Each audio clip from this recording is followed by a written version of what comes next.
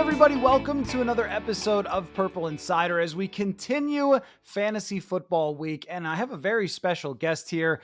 He's not going to offer all the projections for the Green Bay Packers and so forth, but instead we will dive deep into the history of where fantasy sports came from with Larry Schechter, who is the author of The History of Fantasy Sports and the Stories of the People Who Made It Happen. And Larry, I am enjoying the heck out of your book because I'm going to tell you the truth.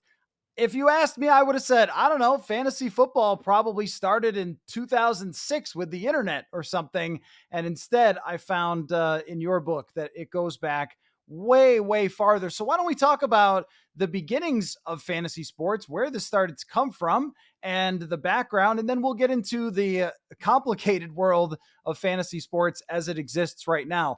I found it super interesting that you talked about how it was kind of just different pockets of people who found different ways to do this, including, of course, rotisserie baseball. I'm sure people are familiar, at least to some extent, with what rotisserie baseball is, but I never knew why it was called that it was started in a restaurant by a couple of guys who are fantasy icons now. So maybe you could kind of take me back to the early beginnings and what the first fantasy sports looked like.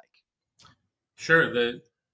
There were precursors to modern fantasy sports. I mean, depending on what your definition is of fantasy sports, but it goes back like the 1800s were like first like tabletop games where you'd have like you'd roll a ball and it would like an automatic spring activated bat would hit the ball into a hole for a single, double, or out or whatever.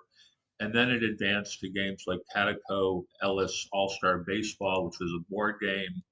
And then in like the 50s, roughly, you had APA Baseball and APA Football, which was based on real major league players and NFL football players based on their stats from the previous year. And then, of course, after APA, Stratomatic followed pretty quickly. And these are all precursors to like modern fantasy sports. And for me, the definition of modern fantasy sports is it's a fantasy sport game based on what hasn't happened yet. So in fantasy football, fantasy baseball, you're drafting a team before the season has started, and then you're getting statistics based on what actually happens. Whereas something like App and Stratomatic is based on what they did last year. So you don't know what's going to happen in any particular at bat or game, but it's going to end up pretty close to what they did the previous year. So the people you referred to with rotisserie baseball, Dan Okrent was the guy who's primarily credited for the invention of modern fantasy baseball. And they met at a restaurant in Manhattan called the Rotisserie Française, which is why they named the game originally rotisserie baseball. And there's kind of a myth out there that Dan Okrent magically thought up the idea for this game on a plane ride from Connecticut to Texas. That's not true. That's not true at all. There's a whole lot more to the story before he got on that plane ride. And when he got on that plane, he actually had the game already invented. There are a lot of people that kind of came up with their own primitive versions of fantasy baseball and also fantasy football before that. But the big difference with Dan Okrent is that he was in the publishing business. He was a writer and an editor, and the people that he got to join his first leagues were all in the writing business. So because of that, they actually got articles published in places like the New York Times, and that spread the word about fantasy baseball. Whereas prior to that, you had some individuals, as I said, playing their own, primitive versions of the game, but they weren't spreading it to anybody else because they weren't in the publishing business and they weren't trying to spread it to anybody. So Okrent gets the lion's share credit for inventing it was originally called rotisserie baseball. And what happened is they tried to make some money off of it. They trademarked the name, but people quickly realized there's nothing really to trademark. You don't really need to pay them anything. So they started changing the name to fantasy baseball instead of rotisserie baseball, so they wouldn't have to pay them for any kind of licensing fees. And that's how it transitioned from rotisserie baseball to fantasy baseball. and I interviewed Oprah. I did like an unbelievable amount of research. I spent 18 months researching one thing after another, Googling article after article after article. I interviewed dozens of people, mostly by Zoom, to get the actual stories of what happened. Yeah, I mean, you could tell with the amount of people that you talked to build this story. And there was one on the football side that was a bar out in the Bay Area where they got people involved that were even inside the game and things like that, paying attention to the football part of this. And I guess I so much think of its roots in baseball, but football is so intrinsically built nicely for fantasy, right? But one of the problems that people would run into as they were going along is where to get the information, where to get the stats. This all sounds insane to anybody who is younger than 30 years old, that it was waiting for box scores. And you told the story of somebody going to bed and missing the end of a game and then going to the newsstand to try to figure out if a kicker had made a field goal or something at the end of the game. And what came out of this, though, was so many companies and publications popping up through the years that were creating their own fantasy products. And I found it to be fascinating how many people kind of had the same idea with different approaches. And you told many different stories of this, but it reminded me of that. Wasn't there a story of inventing the telephone or light bulb, that two guys invented it at the same time and one guy gets credit for it? I wasn't paying attention in history class, but it feels like the same thing where as this started to gain momentum, a lot of people found different ways to start businesses and publications around this, even before we had the easy access to the statistics. Yeah, pretty much. I mean, my and first of all, I want to mention when I started writing the book, I realized early on that I could just write the history of fantasy sport. It was when I started it, I thought it was going to be called the history of fantasy sports, and I realized early on that I can just write all the information, all the facts and figures, who, what, when, and I would tell the whole story. But I realized early on, if I do that, it's going to come off like a very boring research paper. It'll have all the information, but also be very boring. Because what happened is, as I started getting into it, I started learning all these fascinating stories of what people did, like just fascinating. Some were inspirational, a lot are humorous. Some will even bring a tear to your eye. And so I realized, if I kind of tell the facts and figures, but really focus on the people and their stories, we would make it very, very interesting. And that's what happened. That's where I got the subtitles, and the stories of the people who made it happen. So, um, so yeah, so it's an easy read, and it's got a lot of really interesting stuff. And to what you said, it's like an entire industry sprouted up from the ideas for these games. People had ideas for these games, and people started playing the games. And then some people got the idea, well, I can do this as a business. It started with like friends playing with friends, but then people would say, well, I can start a business and make this game available to people to play and make money as a business. And then other people would say, well, there's not any information out there. It's hard to get information. I'm going to start a magazine, or I'm going to write a book. And then when you started, people originally had to do all the statistics from hand. And with the advent of computers, some people would say, well, with a computer, I can do statistics for people. So this whole industry just came out of nowhere, just people seeing, something that didn't exist, but would be a good idea. And now here we are, in 2024 with hundreds of companies and analysts. It's on TV, it's on radio. You got Sirius XM radio station. You got huge companies like Roto World and RotoWire providing information. You got billion. Yeah, it's like a $25 billion worldwide industry with millions of people playing all kinds of fantasy sports all over the world. Yet not just baseball and football. You got fantasy Iditarod, fantasy wakeboarding, and you got fantasy everything. No, it really is incredible. I want you to talk about some of the stories of these businesses and how people would play, because I found this to be most interesting. When I was a little kid, the internet was just starting, And so I remember that there were newspaper fantasy, USA Today or Baseball Weekly or whatever fantasy ads where you could call a number and submit a team. And I remember at one point filling out, maybe you even had to punch out little holes to say who was on your team and mailing it in to somebody, like convincing my mom to mail it to someone. It's just, but people were obsessed with it, even at the great lengths that they would have to go to actually play fantasy sports. Yeah, exactly. I mean, initially you had games like what you're describing. There were games advertised in newspapers. Companies would mail you information and you'd fill it out just kind of like what you described. And then as things got more sophisticated with computers and the internet, eventually people could start getting statistics done on the internet, where initially the games you'd have to do all statistics by hand. You'd have to get the box scores from the Sporting News or then the USA Today and compute it all by hand. It would take the commissioner hours and hours every week to do the stats, and they would mail them to people in the league. Then you had fax machines. Then you got the internet, and so the computers and the internet just made it so much easier to play and to make it available to millions of people is really what spurred the growth of it.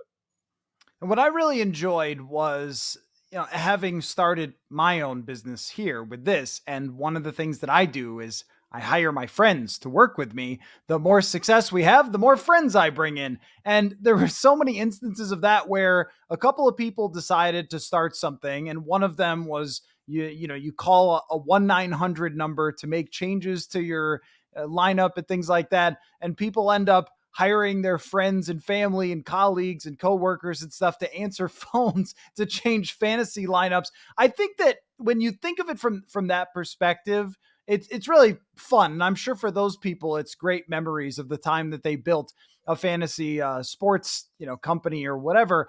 But it's also kind of evidence of the type of power that fantasy sports has. And what really struck me in your book is that it almost didn't happen. Because of a Supreme Court case, we almost never had any of this. It would have just belonged to the leagues and not allowed other companies to create fantasy sports, that people could play because they wanted to own all the names and the statistics and everything. And it's a really like big turning point in the fantasy sports universe. Maybe you could take us into this Supreme Court case that essentially allowed the fantasy sports universe to exist now as it is. Yeah, what happened is, the Major League Baseball Players Association, the NFL Players Association, they would charge licensing fees for people, game operators to use the names and statistics of the players, and a lot of companies paid a licensing fee, even though they didn't necessarily think they uh, should be required to pay a licensing fee because it's kind of like publicly available information. But they paid a fee to go along with it. And they weren't going to challenge the NFL Players Association or Major League Baseball. But then what happened is one year the the Major League Baseball Players Association sold the rights for their licensing to Major League Baseball Advanced Media. And Major League Baseball Advanced Media, when they bought the rights, they decided we're just going to license a few big companies like maybe ESPN, Yahoo, CBS, and everybody else. We're going to deny a license, and we're going to basically, try to dominate the industry. That we're going to put out their own games. So they denied licenses to people who previously had a license, and one of these was a company called CDM in St. Louis, which was kind of like a medium-sized game operator, and they had been paying licensing fees for several years for to the Players Association for baseball, football, hockey, I think, if I remember correctly. And but they were faced now with basically going out of business. The Major League Baseball Advanced Media was like, well, we're not going to give you another license. In fact, turn over your customer base to us, and we'll give you 10% commission on anybody who signs up for our game, and then you're done. So they were faced with extinction, so they decided, to sue.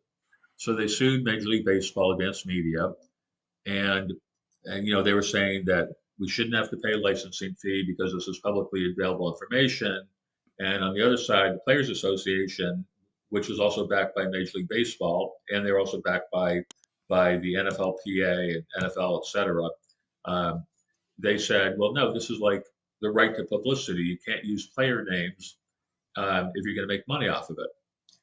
And the CDM's argument is kind of like, well, statistics are available for free in the newspaper. You can look at the newspaper and see Derek Jeter went 2 for 4 and scored a run. Um, and that's different than like a typical right to publicity is like if you say, well, Derek Jeter is endorsing my hat. Derek Jeter saying, buy my hat. That now that's clearly something where Derek Jeter needs to be compensated. But to look in the newspaper and say, well, he went 2 for 4 and scored a run, why does he need to be compensated? So that's kind of like the basic argument. So, it's a little more complicated than that, but that's the basic argument. And the thing is, it was like David versus Goliath. You had this relatively small company, CDM, in St. Louis, with their one attorney up against Major League Baseball, Advanced Media, and Major League Baseball Players Association, with you know, with a couple dozen high-priced attorneys and political connections. So it was really like a David versus Goliath thing, but CDM won, and then Major League Baseball, Advanced Media appealed, and they lost the appeal, and then they tried to go to the Supreme Court, but the Supreme Court denied to hear the case, and that settled it kind of once and for all that you don't have to pay to use these publicly available statistics. And as you said, had CDM lost or had they never even sued, um, everything would have been completely different. You would have had a lot of companies, a lot of game operators would go out of business. New game companies would not be able to get into business. It would have just been a few dominating the industry, and that would also have an effect on every ancillary thing, like like the Roto Worlds and Roto News and all the other companies that aren't offering games, but they're offering something in the arena, would have been severely damaged as well.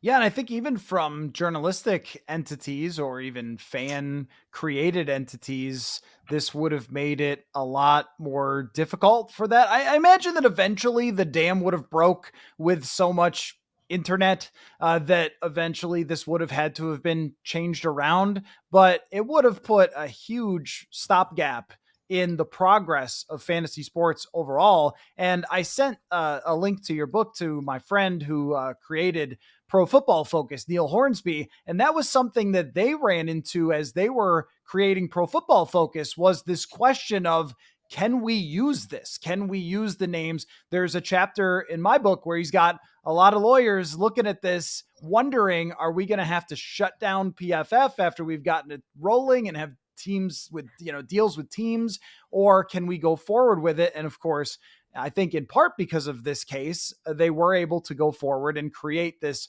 enormous company. So it is profound, and it had ripple effects beyond just that. And I like the anecdote that you have in the book that lawyers were calling the lawyer for this case and saying, please, I love playing these fantasy sports here. You got to win. You can't leave this all to the leagues. So that was really a significant moment, I think.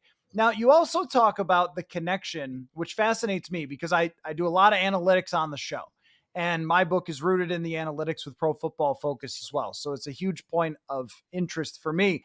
And you talk about the connection with fantasy sports and analytics. And I'd love to hear you talk more about that, because I think that people who were the creators of analytics, a lot of their interest was started or rooted in fantasy because they're just so interconnected with this interest in the statistics and team building and all those types of things. It goes back to Bill James, but it seems like these two, analytics and the movement and fantasy sports, are very much tied together. Yeah, and I just want to make a comment on something you just said before back to the CDM case. Their attorney was Rudy Telcher, and Rudy, Rudy's one of dozens of guys I talked to at length, and I got some very interesting stories from him. But one thing Rudy told me is, in his career up to then, he was in a lot of court cases, but it was always like one company against some other company, and other than the companies, nobody cared about it. But this was the first case where other people cared. And what you said about attorneys client was people would email and call Rudy like in the middle all day long, middle of the night, game operators, people who play, just everybody like, we're counting on you, we're rooting for you, this isn't right, you got to win, and it was like the first time in his career he had all these, dozens, hundreds of people that were affected by this. It wasn't just one company. So that was kind of special. And now going back to your analytic thing, yeah, Bill James, which is actually something that's interesting about Bill James. There's a connection between Dan Okrent and Bill James. Dan Okrent actually helped discover Bill James, which is an interesting coincidence. I talk about this in the book.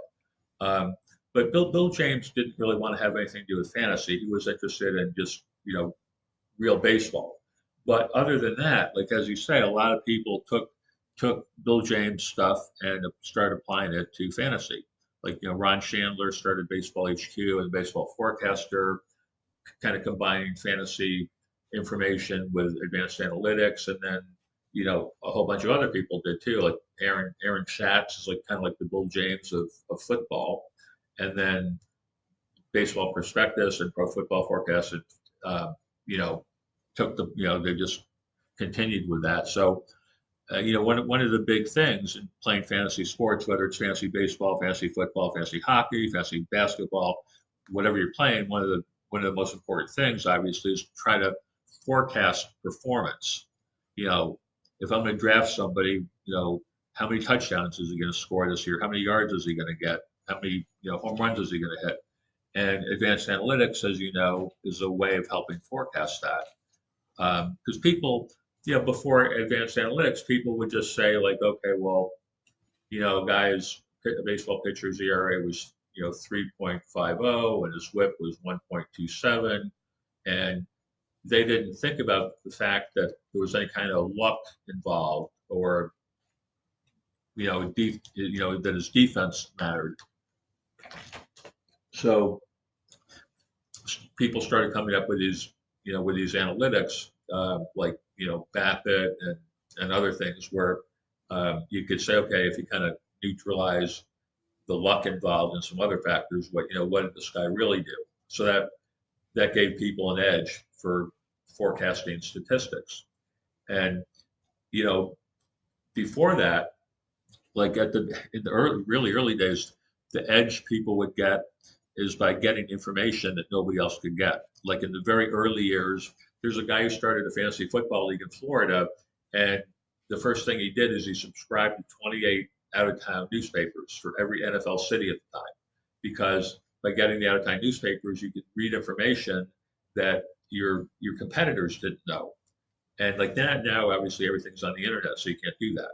But back then, that was like how you get an edge, is you get all the newspapers, or other people would go like every Sunday to the local newsstand that had some out-of-town newspapers, and they'd buy them all, and they'd throw out everything but the sports section, and then they'd read the sports section, and then they'd get these tips like Justin Jefferson has a hangnail, he's going to miss 2 weeks, or who's going to be the goal line back for the Packers or whatever. Yeah, that's aggregation of circa 1980s, I guess. But Yeah, if you could do it, you could really have some ownership. Throughout the book, you layer in a lot of different people that are or were involved in some way that are recognizable, like whether it's celebrities or people in sports. The influence, though, of playing fantasy sports on people who eventually became influential in real sports is a pretty fascinating subject to me, because everything now is through the analytical lens. And it kind of reminds me of actually video games with players, where NFL players will play a video game and use it in part to study certain things or simulate certain things on the game. And it seems like there was a lot of that with fantasy sports and people who went on to do things in real sports. I just think that's such a cool connection. Like general managers, they're just like us, Larry. yeah. Well, what comes to mind hearing you say this, the biggest thing that comes to mind is like Stratomatic. Um, like when I started researching the book, I thought like Appa and Stratomatic, I'll probably have like 2 or 3 paragraphs about how they're sort of like a precursor. Some people think they're a precursor to fantasy sports, you know. But when I started researching, I found out like, oh my God, like Stratomatic and Appa, especially Stratomatic, has had such an incredible influence on people who let's say became general managers for baseball teams or did things in fantasy. It's like so many people played Stratomatic. You know, even and Dan Okren played Stratomatic. And in fact, one of the reasons Dan Okren ended up kind of creating rotisserie baseball is because he used to play Stratomatic with somebody, and then this guy he played Stratomatic with had to like move across the country, so he didn't have a Stratomatic partner anymore. And I've got a lot of stories in the book about people who've been in Stratomatic or Apple leagues for years and years, 40, 50 years. I got like a story about um, John Miller, the famous baseball broadcaster, when he was broadcasting for the Orioles. They had a cross-country flight from Baltimore to the West Coast. And they were playing Stratomatic on the airplane with some of the players, and Cal Ripken Jr. walked by, and he's like, what are you guys doing? Like, we're playing Stratomatic. So Cal's like, hey, can I play? And then Cal actually lost his game against John Miller. And when they were done, Cal took the score sheet back to the back of the plane, sat with his dad, who was a coach on the Orioles, and he went over the score sheet with his dad. And he came back a little while later. He's like, "All right, I think I know where I screwed up. Let's play again." I love that story. It's a great story. And I was in a Stratomatic league for about 5 years until I couldn't keep up. And I didn't want to be that guy who wasn't submitting lineups each week and so forth. But obviously, I was playing it on the internet. And it is a fascinating study of how to manage a team. And my final year in the league, I went all in. I traded all my draft picks. I knew this was my last year in the league. And first round of the playoffs, I got upset because Josh Hader, who had something like a .9 ERA, gave up a bunch of home runs, and that's baseball for you, even in Stratomatic. So there's my tragic Stratomatic story. When it comes to my own playing fantasy sports, I started to be aware, I think, in maybe college. It was around 2003, 2004, 2005 for me, where I started to get in fantasy leagues with friends, and the internet was there. MySpace was there. You could connect with people who were doing the same things as you. Our early social media, again, this is like throwing it back a little, but is there like a big bang internet fantasy change? Because you go from people starting companies using newspapers, using the sporting news, using phone lines and stuff like that to do fantasy. And all these fantasy companies start to create websites because they know it's the right thing to do. But then it transitions eventually into being everything on the internet and growing toward the game today. So is there like this was the sweeping change of everything going off of paper and onto interwebs? Well, pretty much there was a transition where you went from doing statistics by hand to then some people started doing statistics with computers, and then online. There was a transition um, until eventually pretty much everybody's doing it online, um, and same with the games. Um, I just lost my train of thought. I feel like Joe Biden at the debate. I just lost my train of thought. Oh, there you go. Come on, Larry. With 28 minutes into the interview, just dunk on somebody. Yeah, I never sorry. saw it coming. Can we edit that out? I just completely, yeah. No, that was way too good. But just about this transition, a lot of companies were started, and then as they moved over to the internet, I feel like there was this, just like with anything, going from cassettes to CDs, people still trying to kind of hang on, companies then going under, companies rising, just like a fascinating thing in business in general, even beyond just fantasy sports. Yeah, I mean, so some people would try to hang on to their old ways, like Emil Cadlick. I don't know if you know Emil Cadlick. Emil Cadlick is pretty well known. He's a publisher of some of the big fantasy football magazines. He also started the World Championship of Fantasy Football with Lenny Papano, and Emil Emil has been in his own home football league for years and years and years. And these guys, they have like these like totally, 50 years ago rules. Like it's like the only scoring is like the only points are for like scoring touchdowns or something. And every couple of years they'll meet and they'll suggest like, hey, maybe we should add, some points for yards or something like that, or points per reception. And these guys are always like, what are you talking about? Points per reception? What the hell is that? We have the greatest league ever. And they just have kept it like that all these years. So he finally gave up trying to change anything. Yeah, that makes sense. For if you're doing it in like a group of friends to just keep doing it the same way. The rest of the world though has moved on, and Right. I'm very curious about your opinion on where we stand now. And I mean, there's just so many jobs that have been created. This entire week has been guests, and the people on the show are full time fantasy analysts. They're people who started fantasy businesses like fantasypoints.com, or I mean, there's probably a dozen of them that are really well known in this universe, but it's also become unbelievably competitive. Whereas before, if you started a business and you got a couple of newspapers involved or you got a magazine involved, you could build a pretty significant business. But now there are so many people fighting for the space, so many people battling for attention and different opinions and who's the loudest voice kind of thing.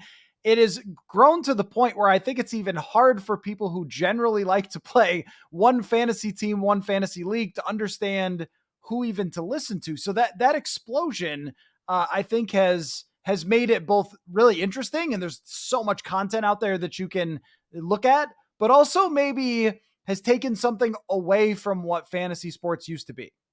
Yeah. Well, going back years ago, um, like this has to do kind of like with the creation of the Fantasy Sports Trade Association. Um, people, the people that were in the industry realized at a point like they were competing against each other. Like, the companies that offered games were competing against each other. The companies that offered statistics were competing against each other, et cetera. But they realized back then that rather than competing with each other and trying to outdo each other, um, what they could focus on was growing the pie. Like let's band together and let's help grow this industry. And the bigger the pie gets, we'll each have a bigger piece of pie for ourselves. And that's kind of what happened. They really worked together. The people started like the Fantasy Sports Trade Association. They realized they needed each other and they worked together and help grow the whole the whole hobby. And there's a chapter in the book about the Fantasy Sports Trade Association, how it started and what they did and some of the challenges they faced and a lot of legal issues that came up. Where do you think things stand differently than even a few years ago with the legalization of gambling? Because I know that a lot of these companies, technically, it's not gambling, it's fantasy sports, and that is very dicey. And they're fighting legal battles all the time on stuff like that. But it has changed the game to open up the door, along with things like apps and everything else, to allow for a lot more people to be in this so much easier, as opposed to the guys in the 70s and 80s and things like that are described is kind of like total nuts for their sport, and they get together with their friends. But now everybody can be a nut for fantasy football. But I am curious about that connection with gambling and how you think that's changed the game. Well, when they legal daily fantasy sports really pushed the envelope as far as what's legal, and there was a big question about whether. I mean, initially there was a question about whether fantasy sports was gambling, and it was kind of determined finally that it's not gambling.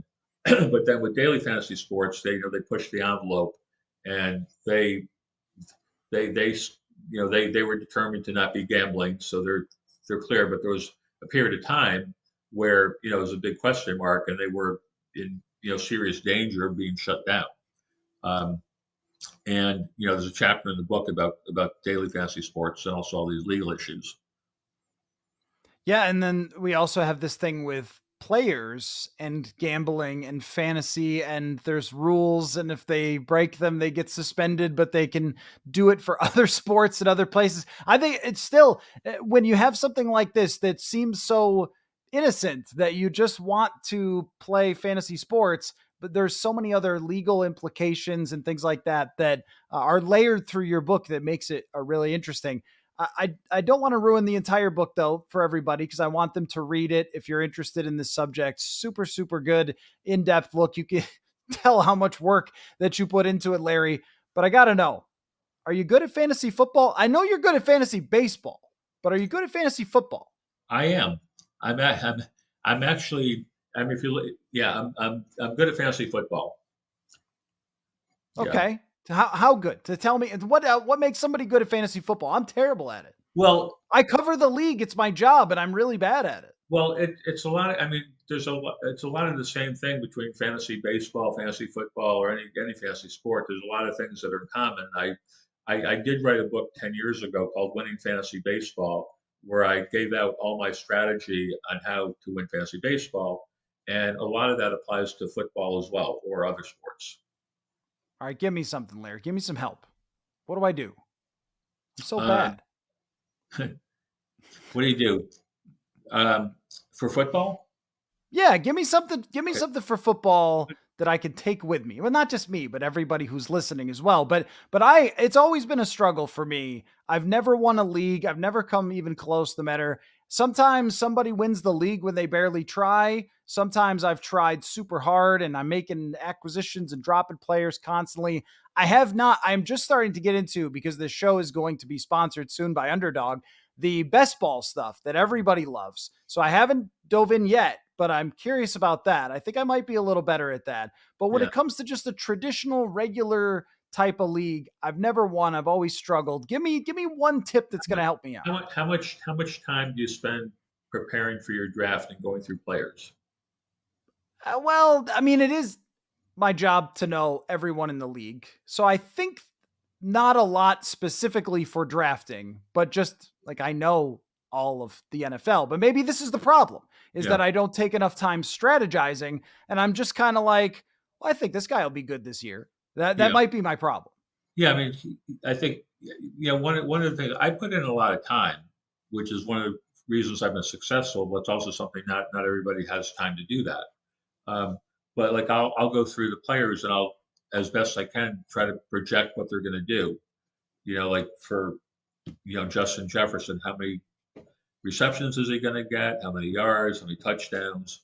And then whatever, what do those points add up to? So I kind of have a projection for every player based on whatever scoring system you're using. What do you think? What's your best guess at what they're going to produce in terms of points? And then when you have that all laid out, you can look and you can kind of figure out, who are the best players to take. You can look at the ADP, if you have a reliable ADP for your league. Now, you know what ADP is? Not everybody knows. Yeah, average draft position. Yeah, Yeah. yeah. Yep. You can see like, okay, here's a receiver that I think will get 200 points, but you'd have to take him in round two. And here's this other receiver, he's going to get 190 points. I can get him in round five, so he's a better deal. You kind of analyze like that. But you need to kind of have projections that are more specific than just like, oh, Justin Jefferson, he's really good, and this other guy is really good, and this other guy is not as good, because you got to quantify it.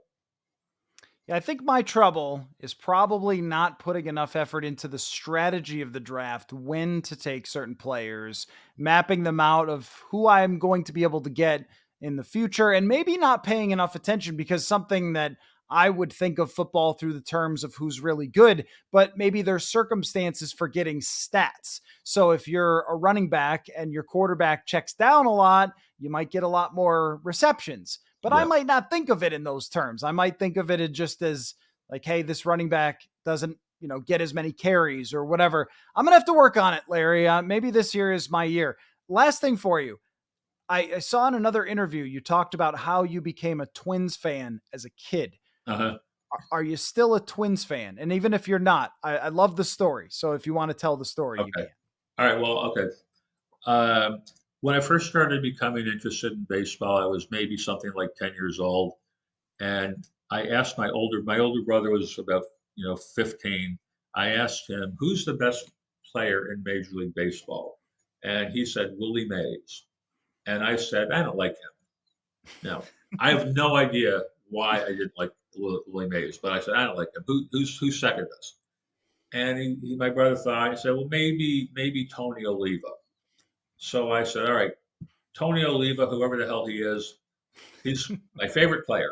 I just anointed him my favorite player because my brother said he was probably second best. So from that point on, was maybe 10 years old or whatever I was, Tony Oliva became my favorite player, and the Twins became my favorite team. With everybody else they had, Harmon Killebrew, Jim Cott, Rod Carew.